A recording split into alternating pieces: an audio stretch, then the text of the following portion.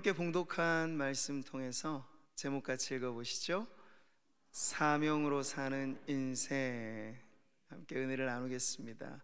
이전 시간에 우리가 예수로 사는 인생을 살펴보았다면 오늘 사명으로 사는 인생이 과연 무엇인가 말씀을 통해 우리의 인생관, 그렇죠? 누구나 살아가는 삶에 저마다 인생관이 있습니다. 그것을 한번 점검해 보고, 또 하나 중요한 것이 우리 모두에게 주어진 사명이 있는데 그 사명이 과연 어떤 것인가를 돌아보는 그런 시간이 되었으면 좋겠습니다. 사느냐 죽느냐 그것이 문제로다. 네, 잘 들어보셨던 햄릿의 아주 유명한 대사이죠. 우리가 살면서 죽냐 사냐, 사냐 죽냐 이런 것까지를 심각하게 고민할 만한 문제가 많지는 않을 수 있지만, 늘 우리는 고민과 갈등 속에 어떤 선택을 해야 하는가에 대한 크고 작은 고민들이 있습니다. 러시아 소설가 트루게네프라고 하는 사람이 이것을 빗대어서 두 가지 유형의 사람을 말하였어요. 하나는 햄릿형 인간, 또 하나는 돈키호테형 인간, 이렇게 나누었는데, 햄릿형 인간이라고 하면 이런 거예요. 늘 고민이 많고, 그래서 고민이 많으면 결단력이 약해져요. 좀 우유부단하고 이럴까 저럴까 요럴까 말까 막 하다가 결국엔 기회를 놓치는 그러한 유형의 인물로 햄릿형 인간을 말하였는데, 여러분, 우리가 빌립보서에서 대하는 사도 바울은 어떤 유형의 인간이라고 보십니까? 햄릿형하고는 좀 다르겠죠. 정말 결단력 있게 아주 투철한 그러한 목표의식을 가지고 살아가는 그 사람이 바로 바울인 것을 우리는 압니다. 자, 그런데 오늘 우리가 본문을 대할 때 보니까 바울도 어지간히 고민하게 되는 문제가 있었던 것 같아요. 어디서 알 수 있죠? 22절에 보시면, 그러나 만일 육신으로 사는 이것이 내 일의 열매일진데 무엇을 택해야 하는지 나는 알지 못하노라. 아멘. 좀 약간 수사적인 표현일 수도 있겠지만 실제로 바울의 고민과 갈등이 여기 담겨져 있는 거예요. 내가 과연 뭘 선택하지? 그러니까 바울로 하여금 이 선택의 기로에 서게 하는 문제는 과연 무엇일까요? 우리가 지난 시간 보았던 21절, 너무나 주옥 같은 말씀이죠. 이는 내게 사는 것이 그리스도니 죽는 것도 유익함이라. 아멘. 얼마나 사실 확고한 결단이 여기에 있습니까? 삶에 대한 기준이 뚜렷하잖아요. 그리스도가 내 삶의 이유라고 말해요.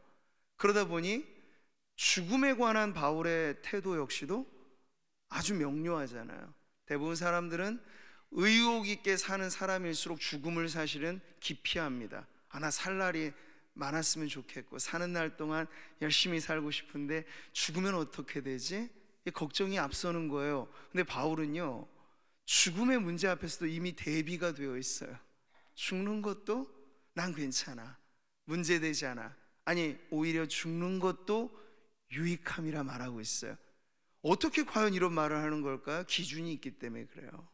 사는 이유가 그리스도뿐만 아니라 죽음의 이유도 그리스도가 된다면 말이죠. 할렐루야. 죽음이라고 하는 걸 이 세상과의 작별로만 생각하면 서글퍼요.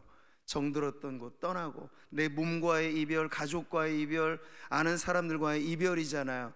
근데 이별로만 죽음이 생각되어지면 서글프겠지만 바울은 알았어요. 그 죽음의 순간 어떤 일이 벌어질 것을, 그리스도와 영원히 함께하는, 그리고 우리 앞서간 성도들과의 재회가 있고, 우리는 그런 천국을 소망하는 그 마음 안에는 죽음이 공포가 아니고 보증이 걱정이 아니고 바울처럼 그 또한 유익함이라 고백할 수 있을 줄 믿습니다.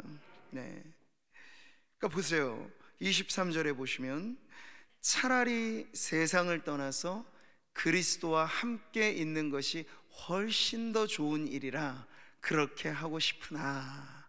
아멘. 여기서 우리는 바울의 진정한 이 순수한 열망이 뭔가는 알 수 있어요.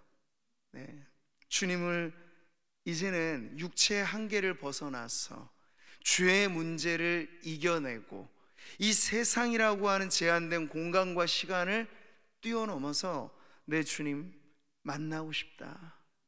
그게 바울의 사실 순수한 열망이었던 것이죠. 여러분, 이 세상에서 정말 무서운 사람 하면 누구예요? 죽음을 겁내지 않는 사람이 제일 무섭죠. 잃을 것이 없는 사람이거든요. 난 죽는 것도 겁나지 않아, 이런 사람이 겁나는 사람이에요. 그렇죠? 근데 바울이 지금 말하는 이 고백 안에는 나 이런 사람이야 라고 자기 호기를 부리는 게 아니에요. 분명한 이 안에 무언가가 담겨져 있는 것인데, 우리는 죽음을 대하는 바울의 이 태도 안에 성도들이 가져야 할 마음이 과연 무엇인가를 보는 것이죠. 여러분, 다시 한번 21절이 아주 중요한 말씀이니까 한 번 더 같이 보세요. 이는 내게 사는 것이 그리스도니 죽는 것도 유익함이라. 아멘. 자, 바울은 이렇게 자기의 삶의 기준이 사나 죽으나 그리스도다, 그리스도 중심의 인생관을 보여주고 있습니다. 아주 절대적인 기준으로 예수님이 내 삶의 이유와 목적이고, 예수님 때문에 나는 죽음이 두렵지 않고 오히려 그것이 유익한 사람입니다라는 고백을 하고 있는 것이에요. 로마서로 옮겨가서 이 비슷한 표현을 보면 이렇죠. 우리가 살아도 주를 위하여 살고 죽어도 주를 위하여 죽나니 그러므로 사나 죽으나 우리가 주의 것이로다. 아멘. 그러니까 바울의 개인적인 고백만이 아니라는 거예요. 여기 우리 성도된 우리 모두에게 있어서도 사나 죽으나 사나 죽으나 날 위해 피 흘리신 내 주님의 것이라. 설교 중에 제가 갑자기 찬송 불러가지고 이런 고백이 나오는 거예요. 사나 죽으나. 특별해 보이는 어떤 여러분 성도들 중에 스페셜리스트가 따로 있다고 생각하시지 마세요. 성도 자체가 특별한 존재입니다. 여러분 그냥 대중 속에 자신을 감춰두지 마세요. 여러분 한 분 한 분은 하나님의 손끝의 지문처럼 특별한 분입니다. 근데 성도라면 누구나 이 고백을 사실은 해야 해요. 우리가 주의 것이다. 잘날 때만이 아니에요. 살아있을 때만이 아니에요. 죽음의 언저리에서 몸의 질병의 고통 속에 있어도 우리는 주님의 것이에요. 쓸모 있을 때만 쓰는 게 세상이라면 우리 하나님은 그렇지 않으세요. 우리가 건강할 때나 병들 때나 가진 것 많을 때나 없을 때나 나 주님의 것입니다, 몽땅 다 주님께 우리의 인생을 바치고 사는 성도라면 언제 어느 때든지 우리 주님도 그렇게 고백하는 성도들을 기쁘게 받아주시는 줄 믿습니다. 우리가 오후 찬양 예배 시간에 요즘에 살펴보고 있는 하이델베르크 요리문답, 교회에 아주 오래된 이 가르침에 농축된 그 내용에 제일 먼저 시작되는 1문답이 가장 유명한데요. 우리 같이 한번 읽어볼 텐데, 제가 질문 부분을 읽으면 여러분은 답변을 크게 읽으시면 됩니다. 살아서나 죽어서나 당신의 유일한 위로는 무엇입니까? 살아서나 죽었으나 나는 나의 것이 아니요 몸도 영혼도 나의 신실한 구주 예수 그리스도의 것입니다. 아멘. 네, 그것이에요. 예수 나의 유일한 위로, 유일한 위로. 사나 죽으나 나 주님의 것, 주님은 내 안에. 이런 고백이 있게 되면요, 성도들은 정말 그야말로 자신의 삶을 특별하게 살아갈 수 있는 것이죠. 이것이 오늘 이 바울의 고백 속에 우리가 점검해 봐야 될 나의 인생관이에요. 인생관. 자, 그래서 우리는 누군가에게 당신 무엇 때문에 삽니까? 라는 질문을 들으신다면 답변이 있어야 돼요. 소망에 관한 이유에 답변을 준비하라는 게 성경의 말씀이잖아요. 쭈뼛쭈뼛 하시면 안 돼요. 머뭇거리시면 안 돼요. 당신 무엇 때문에 삽니까? 바울이라면 답이 툭 튀어나오지 않았겠습니까? 네, 나는 예수를 위하여 삽니다. 나는 예수님 때문에 삽니다. 근데 이게 일반 세상 사람들한테 똑같은 질문을 하면 다른 답이 나오겠죠? 아마 그 다른 답 중에 최고로 고상한 답은 나는 나의 꿈을 위해서 삽니다. 내 인생의 자아를 실현하기 위해서 삽니다. 조금 물질적인 답을 말하는 사람은 네, 나는 돈 벌어서 성공하려고 삽니다. 조금 더 관계를 중요하게 생각하는 사람들의 답은 네, 나는 가족을 위해서 삽니다. 난 친구의 우정을 위해서 삽니다. 근데 성도가 아니면 결코 답할 수 없는 답이 바로 여기에 있어요. 난 예수를 위하여 삽니다. 이게 우리의 신앙의 진정성, 그것을 묻는 아주 중요한 질문이에요. 지금 제가 당장 답하라고 하면 여러분이 묻어서 답을 하실 수 있을 가능성이 있기 때문에 이건 제가 홈워크로 드릴게요. 숙제로. 당신은 뭐 때문에 삽니까? 여러분이 일하시고 가정생활 여러 가지 일을 할 때마다 이 짧은 질문을 되뇌어 보세요. 난 지금 무엇하며 사나? 무엇 때문에 사나? 라고 할 때 여러분 이 마음에서부터 끌어올려지는 답변이 있으시기를 바라는데, 저는 그 답변이 바울의 고백과 다르지 않는 그런 고백이 여러분 안에 나오시기를 축복합니다. 삶과 죽음의 이유와 목적이 그리스도인 사람, 그는 순수한 열망을 가지고 그리스도를 믿는 진짜 성도입니다. 근데 따르는 듯 하지만 예수님 가까이에 있기는 하나 뭔가 반대급부가 더 중요하게 여겨지는 어떤 신앙이 있을 수도 있어요. 우리는 성경에서 예수님의 기적의 사건에 언제나 많은 인파가 몰렸다는 걸 알고 있습니다. 그러나 그 많은 군중이 다 예수님을 진짜 믿은 사람 아니었어요. 그중 한 가지 예를 보자면 오병이어의 사건이 그렇죠. 기적이 일어나면 사람들은 몰려듭니다. 근데 예수님은 아셨어요. 그 몰려든 수많은 군중 속에 진짜로 나를 믿는 사람은 얼마나 될까? 그래서 주님이 먼저 말씀하셨죠. 떡 먹고 배부르고 와 할 만한 기적 보고 놀라워하는 그네들 속에 진정한 신앙이 무엇인지를 주님은 도전하듯 말씀하신 거예요. 너희가 나를 찾는 것은 표적을 본 까닭이 아니요, 뭐 때문에 찾았다고요? 떡을 먹고 배부른 까닭이로다. 그러니까 저는요, 지금도 그렇습니다. 복음을 전하는 방식에서 뭐 남미라든지 아프리카 극빈국이나 가난한 사람들한테 물론 예수를 믿으면 먹을 것이 생기고 예수를 믿으면 성공하고 이런 것들을 통해서 사람들에게 복음을 전하는 것, 복음의 한 면은 분명히 있는 것이니까 틀리다고는 말할 수 없는데 그게 과연 전부일까라고 말하면 부족한 거예요. 왜 부족하죠? 예수님을 믿어서 우리가 세상적인 성공으로도 올라갈 수도 있지만 오히려 낮아질 수도 있어요. 십자가와 부활은 한 쌍을 이루는 복음이죠. 우리는 근데 부활의 영광은 누구나 다 좋아해요.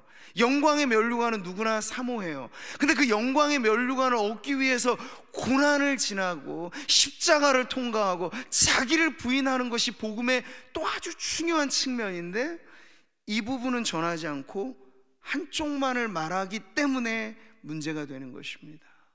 그래서 일순간 예수님을 믿으면 고쳐지고 예수님을 믿으면 부자 되고 예수님을 믿으면 성공하고 오죠. 근데 성공한 다음에 목적이 없어지는 거예요.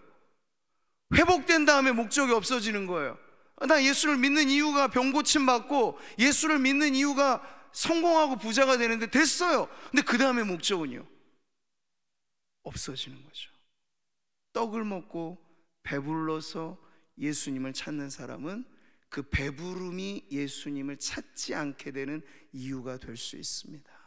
그러니 오늘 우리는 사나 죽으나 바울의 이 진정성 있는 고백은 반대급부가 아니고 오로지 예수님 한 분인 거예요. 네, 예수님을 우리가 믿기 때문에 우리에게 오는 것이 영광이라면 감사하죠. 근데 예수님을 믿기 때문에 우리에게 고난이 오더라도 난 예수님을 따르겠다는 그 믿음, 그 결단, 여러분 그것이 성도의 인생의 뚜렷한 관이 되어야 될 줄 믿습니다. 이런 말씀을 드릴 때 여러분 겁먹지 마세요.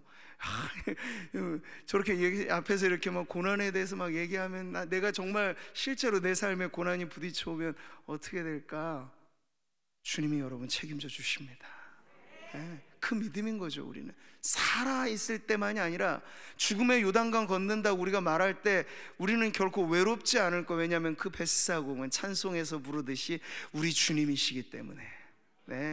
그러니 여러분, 이 세상에 속한 것들로 예수를 믿느냐 마느냐를 저울질하지 마시고 예수님 그분이 나에게 너무나 좋고 따를 만한 분이고 신뢰할 만한 분이고 내 삶의 목적과 죽음의 이유도 다 예수님이기 때문에 나는 예수님 믿습니다.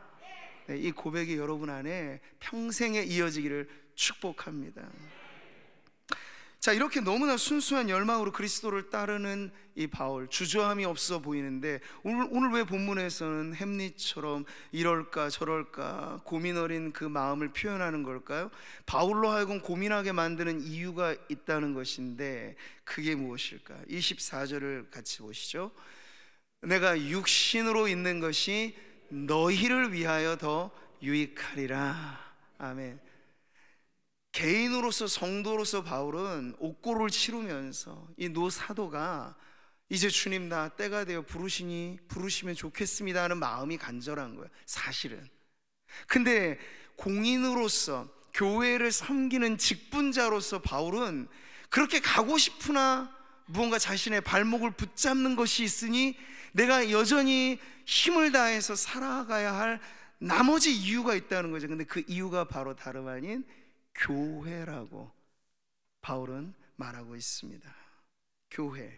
교회가 바울에게는 어떠한 대상이기 때문에 그렇게 열망하고 차라리 죽는 게 나는 더 하나님 영원한 그 동참하는 은혜로 나는 사모합니다라고 하는 이 사도의 발목을 붙잡게 만드는 걸까요? 교회가 도대체 무엇이기에? 에베소서의 말씀으로 옮겨와 보면 교회를 그는 이렇게 말하죠. 교회는 그의 몸이니 만물 안에서 만물을 충만하게 하시는 이의 충만함이니라. 아멘. 여기서 바로 교회관이 나옵니다. 교회관. 바울은 교회를 어떻게 이해하고 있었는가? 여러분이 구미 상무 교회라고 하는 교회를 어떻게 이해하느냐를 한번 비추어 보세요. 근데 바울은 아주 뚜렷하게 교회를 그리스도와 연관짓되 어느 정도로 연관짓냐면 그리스도의 몸이라고 말하고 있어요. 그리스도의 몸이라고. 그러니 바울에게 있어서 그리스도가 너무나 존귀한 분이라면 그리스도의 몸된 교회도 존귀하게 여겨지는 것이죠. 그러니까 그리스도는 사랑하는데 나는 교회는 싫어. 그럴 수가 없어요. 그건 교회에 대한 이해가 전혀 없는 거예요. 교회를 인간의 집단으로 무슨 NGO 단체식으로 뭐 교회가 여러 가지 많은 좋은 일도 합니다만 좋은 일 하라고 사회 집단처럼 있는 게 교회가 아니고 더 고상한 이유와 목적이 있는데 그것은 교회가 그리스도의 몸으로 이 세상에 존재한다는 거예요. 근데 오늘날 얼마나 많은 사람들이 표류하며 뿌리가 없이 부유하는 신앙을 갖고 있는가 하면 교회가 싫대요. 교회 안 나가도 신앙은 존재한대요. 그럼 그리스도는 믿는데 그리스도의 몸은 안 믿겠다는 얘기예요. 안 되죠. 그럴 수가 없는 거예요. 그러니까 뭔가가 지금 교정이 되어야 될 자리에 있는 성도들이 오늘날 너무 많아요. 다시 성경이 말하는 교회관을 정립해야 될 때인 것이죠. 코로나 시기엔 더욱이 그렇습니다. 그리스도를 좋아한다면 당연히 그리스도의 몸된 교회도 좋아해야 하죠. 그리스도를 따르라고 내가 결정하고 충성을 다짐했다면 그 구체적인 실천은 어디서 해야 됩니까? 그리스도의 몸된 교회 안에서 그 실천을 해야 하는 것입니다. 안 그러면 신앙이 사변이 돼요. 신앙이 관념이 돼요. 신앙이 이념이 돼요. 신앙이 살아 움직이는 생명이 아니고 예수님의 방식은 언제나 말씀이 육신돼요. 성육신, 인카네이션이라고 하는 성육신을 통해서 드러났습니다. 우리의 신앙도 예수님의 본을 따라 드러나야 되는데 그 드러나는 자리가 어디이겠습니까? 주님의 몸된 교회 안에서 여러분의 신앙의 아름다움이 드러나게 되기를 축복합니다. 자, 이렇게 그리스도의 몸된 교회를 이해하면 그리스도의 몸된 교회를 섬기는 이 섬김은 매우 고귀한 것이 되겠죠. 자, 여러분, 이것을 기억하셔야 돼요. 교회가 소중한 만큼 무엇도 귀중할까요? 직분도 귀중한 것입니다. 그리스도를 향한 순수한 열망만큼이나 그리스도의 몸된 교회를 향해서도 지금 바울은 아주 순수하게 섬기고 있는 거죠. 그 헌신이 사람에게 대한 충성이 아니고 그 이전에 그리스도에게 대한 충성이 될 때 더욱더 헌신적인 그리스도인이 될 수 있는 거예요. 제가 어제도 중요한 당회의 모임을 하면서 이 말씀을 사실 우리 장로님들과 나누었거든요. 그 말씀이 뭐냐면 디모데전서에 나온 말씀이에요. 나를 능하게 하신 그리스도 예수 우리 주께 내가 감사함은 나를 충성되이 여겨 내게 직분을 맡기심이니. 아멘. 자, 우리는 교회에 대한 올바른 이해가 자연히 어디로 연결되는가를 보게 돼요. 직분에 대한 이해로 넘어가게 되는 것입니다. 교회를 그리스도의 몸으로 이해하면 직분은 무엇입니까? 교회의 머리 대신 그리스도께서 내게 주신 아주 소중한 직분이 되게 되는 거죠. 연말에 우리가 늘 의례적으로 여겨지실지는 모르겠습니다만 임명이라고 하는 걸 하잖아요. 근데 그 임명이 담임 목사의 이름으로 임명하는 게 아니에요. 그리스도의 이름으로 여러분이 임명을 하는 거예요. 그럼 교회에서 하는 일에 허드렛 일이 어디 있어요? 다 주님을 대하듯 하는 일이면. 근데 우리는 여기서 너무 격차가 생기는 거예요. 목사로서 저 같은 사람이 강단에서 말씀을 선포하는 이 일만큼이나 성도들이 여러분 구석구석에서 복음을 전하고 우리 이 전도대원들 얼마나 수고하는지 몰라요. 띠를 두고 주변에 청소 열심히 하시면서 복음 전하는 그 현장을 누비는 그 일이 제가 목사로서 섬기는 일만큼이나 고귀한 일이에요. 화장실 청소하고 주일날도 우리 봉사조 돌아가면서 예배당 청소하고 이게 허드렛 일로 하찮게 여겨지시면 안 되고, 주님의 몸된 교회를 내가 지금 쓸고 닦고 하면서 가장 고귀한 일을 내가 하고 있다는 그러한 여러분 직분에 대한 의식을 갖고 섬겨보십시오. 우리는 사실 집사라고 하는 직분만 해도 등급을 좀 생각하거든요. 요 서리집사라는 집사직이 해마다 사실 1년직이기 때문에 임명을 하거든요. 근데 보통 세상에서는 요 서리자가 좀 덧붙여지고 보조적인 역할이라는 느낌이 있기 때문에 받으시는 서리집사직을 받는 분들은 그 집사직을 좀 하찮게 생각을 하시는 것 같아요. 근데 아니에요, 여러분. 성도와 집사의 교회 안에서의 직분의 차이는 매우 큰 것입니다, 여러분. 재직이라고 말할 때는 내가 서리집사부터 시작해서 모든 직분이 이 교회를 섬기는 재직이 되는 것인데, 이 근원이 어디서부터 왔는지를 우리가 안다면 결코 나 1년직 서리집사니까 난 별거 안 해도 되겠지가 아니라 너무나 고귀한 직분을 받아서 여러분이 어디에선가는 섬기셔야 된다고요. 근데 제일로 제가 목사로서 안타까운 건 직분은 있는데 일은 안 하는 분들이에요. 순간 찔리신 분들 있죠? 네, 그럼 기도하셔요. 네, 직분은 일하라고 준 겁니다. 명예직은 없어요. 교회는 모든 직분은 섬기라고 주신 거예요. 근데 그걸 우리가 잘만 이해한다면 나에게 직분 주신 건 내 구주 예수님이시다 라고 하는 이 확실한 직분의 출처가 그리스도께서 내게 맡겨주신 사명이라고 여겨진다면 여러분 그것이 얼마나 귀중한 일이 될지, 저는 여러분의 섬김 속에 이제 연말 이어지고 내년을 앞두고 할 때 사람 앞에서 여러분 저울질하지 마세요. 여러분의 섬김의 고귀함을 그리스도 앞에서 받아내시고, 그래서 주님 앞에서 내가 새해에는 어떻게 섬길 것인가를 먼저 앞서서 여러분이 준비를 하시면 참 좋을 것 같아요. 제가 그런 나눔도 했거든요. 어제도 우리 교회가 더욱더 세상 어떤 집단보다도 민첩하게 움직이려면 관료화돼서는 안 된다. 경직돼서는 안 된다. 아주 생동감 있게 세포 조직이 막 살아서 움직이듯이 움직이려면 성도 개개인의 고유한 섬김의 자리들이 있으셔야 돼요. 근데 그 섬김을 그저 몇 가지 안 되는 항목들로만 보니까 제한되잖아요. 언제나 찬양대는 거의 만석이고, 네? 그리고 나머지 교회의 3D로 여겨지는 좀 어려운 일들은 늘 일꾼이 부족하고, 이런 어떤 좀 차이들이 생겨나게 되는 이유는 성도들 저마다 주신 은사와 직분과 재능과 관심과 그 모든 것들이 다양한데, 그것이 그 현장에서 발휘되어지도록 우리는 길을 열어드리면 되고, 근데 그 길을 열어드린 자리에서 누가 플레이어가 돼야 돼요? 누가 선수가 돼야 돼요? 직분받아 일하는 여러분이 선수가 되셔야 됩니다. 저 같은 목사에게 목사님 혼자 잘 뛰세요, 저희는 구경하고 관람하며 때에 맞춰 박수만 쳐드리겠습니다, 그러지 마시고 제가 여러분에게 박수 쳐드릴 테니까 여러분이 직분자로서 누비십시오.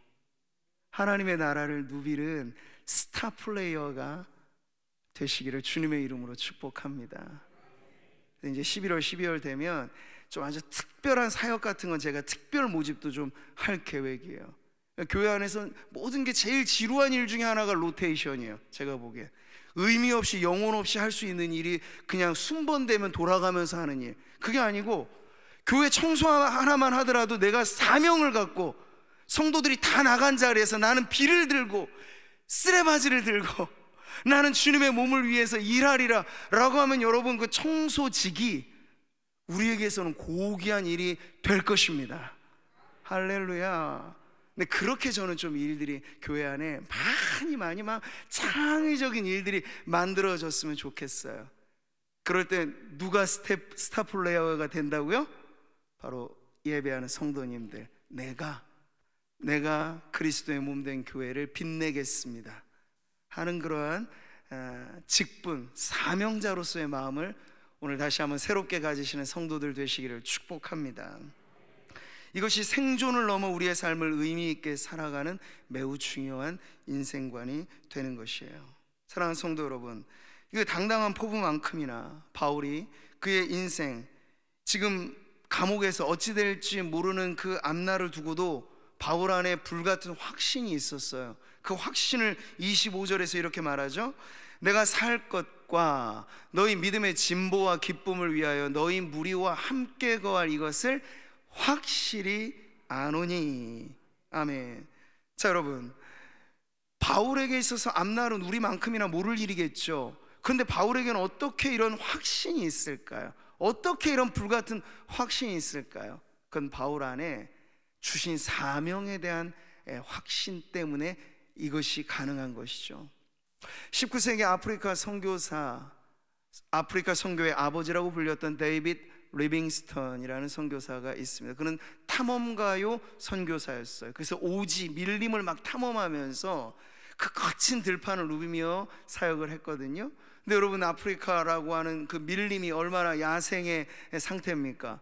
아주 포악한 짐승들이 많고 풍토병이며 뭐며 환경이 너무나 열악하지 않겠어요? 근데 그런 것들을 개척해 가면서 선교를 하다가 그만 리빙스턴 선교사가 사자에게 물려가지고 사경을 헤맬 정도로 위기에 처한 때가 있었습니다. 주변에 많은 동료들은 이제 리빙스턴 선교사님 소천하실 것 같다, 그렇게 위기의식을 느낄 정도였는데 기적적으로 그 위기를 딛고 살아나게 됐어요. 근데 그러면서 이 선교사님이 남긴 어록 중에 아주 소중한 말이 있죠. 우리 성도들 같이 한번 읽어봤으면 좋겠는데요. 같이 보겠습니다. 사명자는 사명을 다하기까지 죽지 않는다. 한 번 더요. 사명자는 사명을 다하기까지 죽지 않는다. 아멘. 여러분, 오늘 살아 계시잖아요. 살아서 예배를 드리시잖아요. 그럼 여러분 안에 뭐가 있다는 말입니까? 사명이 있다는 말이에요. 우리는 미셔너리죠. 영문으로도 제가 써놓았는데 사명자, 미셔너리라는 말을 쓰잖아요. 근데 이걸 너무 특정한 인물에게 하면 붙여요. 어디 오제 가서 선교하는 분에게만 미셔너리라고 말을 하는데, 아니요, 사명이 있으면 사명자가 되는 거예요. 미션이 있으면 미셔너리가 되는 거예요. 선교사라는 타이틀이 있어도 사명을 감당 못하면 미셔너리가 아닌 것이고, 여러분이 여기서 여러분의 일을 하며 여러분의 생업을 하며 살아가더라도 여러분이 예수님께 받은 미션이 있으면 여러분이 곧 미셔너리라는 사실을 잊지 마시기를 바랍니다. 저는 우리 교회가 참 자랑스러운 여러 가지 많은 이유들 중에, 성도님들이나 장로님들 보면 교회에 아주 어려운 일들 할 때 제 돈 내가면서 하고, 지금도 저 교육관에 보면요, 우리 아이들에게 양질의 간식을 좀 만들어 주려고 빈 공간에 조리실을 새로 만들었거든요. 근데 그 일에 자그마한 공사 하나 하느라도 자재비 빼고 제일 공사에 돈이 많이 들어가는 게 인건비잖아요. 근데 그 인건비 하나도 쓰여지지 않게 장로님들, 집사님들이 몸으로 그 모든 수고를 다해서 근사하게 하나 이런 것들을 만들어내거든요. 이 하나의 이야기만 아니라 모든 우리 교회에 의미 있는 사역들이 그런 성도들의 자발적인 헌신과 그런 희생으로 이루어지게 되는 걸 볼 때 저는 참 감사하고, 그분들을 보면서 저는 저분이 미셔너리다, 사명이 있고 사명 감당하면 그게 미션의 자리가 아니고 무엇이겠습니까? 여러분도 그러실 수 있어요. 우리가 지금 오늘도 호흡하며 살아가는 이유는 우연이 아닙니다. 어제도 살았고 오늘도 사는 것이지, 그렇게만 생각하지 마세요. 생의 목적과 이유를 더 고귀하게 받아들이세요. 무엇으로? 내게 사명 주셔서, 사명이 있으니 내가 오늘도 산다. 아니, 천수를 누린다는 개념이 과연 뭡니까 여러분? 우리 존경할 만한 많은 믿음의 선배들 중에는 30도 못 돼서 돌아가신 분들도 계세요. 비참한 죽음인가요? 아니에요. 예수님도 30대 초반에 돌아가셨어요. 천수를 누린다는 의미가 뭡니까? 길게 가늘게 오래 가는 게 아니고 사명을 다하는 것입니다. 사랑하는 성도 여러분, 그런 의미에서 여러분이 천수를 누리시기를 축복합니다. 내게 사명 주셔서 사명 다하는 날 홀가분하게 주님 앞에 나아가는 그 성도의 모습이 오늘 저와 여러분의 생의 마지막 자리가 되기를 축복합니다. 이게 바로 사명으로 사는 인생이에요. 그 인생에는 무엇이 있을까요? 기쁨이 충만하고 확신이 충만하고, 그러니까 바울이 빌립보 교회에게만 이 말을 한 게 아니고, 그는 어떤 교회를 대하든지 동일한 본심을 가지고 그리스도의 몸된 교회를 목양했거든요. 사도행전 20장에 보니까 에베소 교회와의 만남과 이별, 그 헤어짐의 아쉬운 자리에서 바울의 마지막 고별 설교가 바로 이 구절에서 클라이막스로 나오죠. 이거 아주 소중한 구절인데 같이 한번 크게 읽어보겠습니다. 내가 달려갈 길과 주 예수께 받은 사명, 곧 하나님의 은혜의 복음을 증언하는 일을 마치려 하면은 나의 생명조차 조금도 귀한 것으로 여기지 아니하노라. 아멘. 사명자의 가슴을 뛰게 하는 말씀이죠. 내가 오늘을 살고 또 주님이 허락해 주시는 내 인생의 마지막 날까지 나는 내게 주신 임무가 있기 때문에 그 임무를 다하기 위해서 하나님, 내 인생을 주님께 드리겠습니다. 이 아름다운 고백이 여러분의 인생의 좌우명이 되기를 축복합니다. 빌립보서는 기쁨의 서신, 기쁨의 사도가 보낸 편지, 옥중에서도 막을 수 없는 그 기쁨, 우리는 이 기쁨의 이유가 무엇인가를 이제 알 수 있는 거예요. 여러분, 영어로 joy라고 하는 말 제가 가끔씩 이니셜로 풀어서 말하죠. 뚜렷한 기준이 있어요. 예수님이 첫 번째, 그리고 이웃들이 두 번째, 그리고 나머지 세 번째가 나. 이게 바로 사명으로 사는 인생의 우선순위예요. 근데 여러분, 이 순서가 바뀌면 어떻게 될까요? 내가 맨 첫 번째, 살아도 나를 위하여, 죽어도 나를 위하여, 사나 죽으나 나는 나를 위하여, 이런 인생은 사명으로 사는 인생이 아니고 욕망으로 사는 인생입니다. 근데 욕망이 여러분 뭐죠? 블랙홀과 같은 거예요. 빨아들여요, 계속. 근데 욕망의 특징은 채워지진 않아요. 계속 달라고만 합니다. 그러니까 욕망에 이끌려 살아가는 사람은 단기간에 목표는 있을지 몰라요. 어린 시절엔 좋은 대학 가야지, 좋은 대학 가면 좋은 직장 가야지, 좋은 배우자 만나야지 계속 묻습니다. 그러면 그 다음에는 근데 마지막에 답할 것은, 우리가 만약 죽는 그 마지막 순간에 과연 나는 어떤 목적을 위해서 살았지? 나머지 것들은 다 지나가 버린 거잖아요. 앞에 표대가 있어야지 우리가 마지막 순간까지 흔들리지 않을 텐데, 내 욕망이 나의 원동력이 되어서 혈기왕성할 때는 그 욕망에 끌려서 살아갈 수 있어요.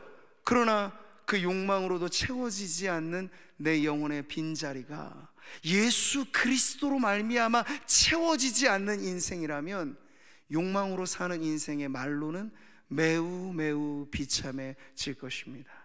바라기는 오늘 바울 안에 감춰져 있는 이 기쁨과 주체할 수 없는 이 확신, 바로 주님 주신 사명으로 인하여 그가 그렇게 옥에 갇혔을 때나 어떠한 때든지 변하지 않는 이 기쁨을 누렸듯이, 오늘도 예배하는 성도님들 안에 바로 이러한 기쁨이 넘쳐나시기를 축복합니다. 앞자리에 예수님을 모시세요. 늘 내 중요한 관심거리가 예수님이 되게 하세요. 그러면 세상은 요란하나 우리가 그 세상의 장단에 흔들리지 않을 수 있어요. 사명자는 오롯이 자기의 길을 갑니다. 세상에 아무리 난리와 난리 법석이 생기더라도 내게 주신 임무에 충성하면, 그러니까 여러분, 군인은 군인의 임무가 있는 거고 정치인은 정치인의 임무가 있는 거예요. 공자가 말하기를 가장 좋은 질서는 뭐냐면, 왕은 왕답고 신하는 신하답고 백성은 백성답고 그런 나라라고 했어요. 근데 오늘날 뒤죽박죽된 이 사회는 모두가 다 다른 사람 걱정하고 다른 사람 얘기해요. 그럴 필요 없어요. 내가 받은 사명만 여러분 잃어버리지 않으시면 돼요. 그 직분 안에 여러분의 사명이 있는 거고, 성도라는 여러분의 변화된 정체성에 여러분의 사명이 있는 것입니다. 그러니 내 사명에 충실한 삶을 사십시오. 그러면 그 사명이 우리들에게 가져다주는 기쁨 또한 맛보실 것입니다. 내 살아가는 날 동안에 주님, 사명으로 사는 인생 되기를 원합니다. 이 고백으로 우리 주님 앞에 같이 마지막 찬송 부르도록 하겠습니다.